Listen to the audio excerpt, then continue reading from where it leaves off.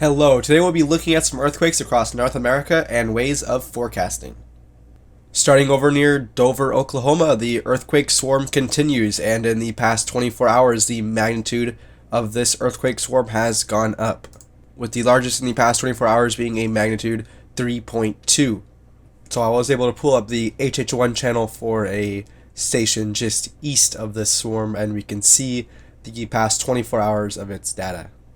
Now here are quite a few more stations loading here on the HHZ channel.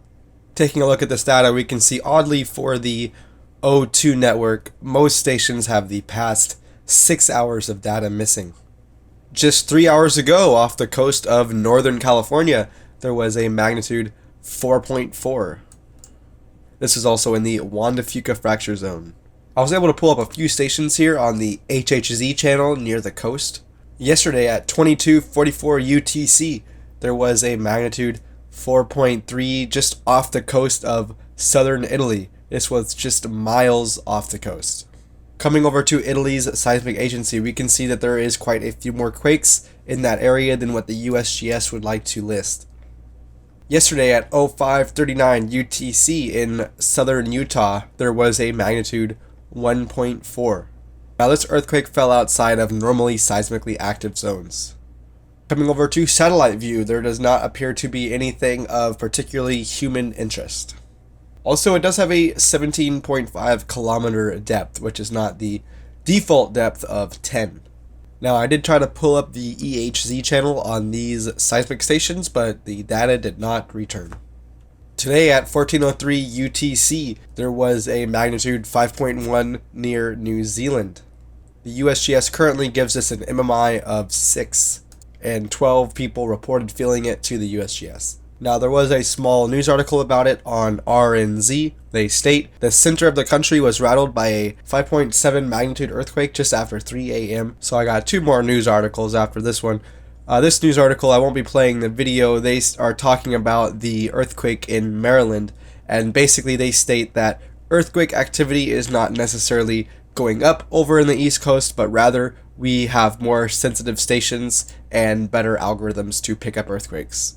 Here's an article from the San Francisco Chronicle. Now this was released yesterday, and its headline reads, "Major California earthquakes preceded 1 to 3 days by magnetic field changes, study says." Now, this is not a new study. This research has been around for a while. Scientists have been trying to attach changes in the Earth's magnetic field to forecasting earthquakes for a while. Now, this is quite a long article, but you can go and find it if you would like to read it on the San Francisco Chronicle. Most of this article details scientists downplaying the plausibility of this forecasting. They list all kinds of reasons that would kill its plausibility, from noise to coincidental signals. In the future, this may actually be a plausible way to forecast earthquakes. Also, Nick Zenter, he is a geologist for the Central Washington University, and in one of his presentations, he talks about the GPS stations in the Pacific Northwest. In his presentations, he notes that these stations move at a constant rate. However, every now and again, every few weeks or months, the stations suddenly just stop and start moving the other way. Then they stop and continue going the way they were. He states this has a plausibility for forecasting earthquakes. Really quick, coming over to NASA's blog regarding their DART spacecraft.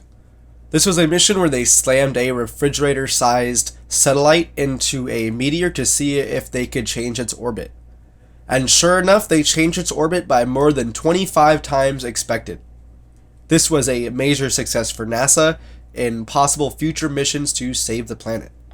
Finally, coming over to windy, Tropical Storm Karl is still in the Gulf of Mexico and is forecasted to make landfall in southern Mexico tomorrow at 11 o'clock. Looks like recently JMA has named Invest 112E, just west of the Philippines. Finally, we can end it with some pictures of Tropical Storm Karl.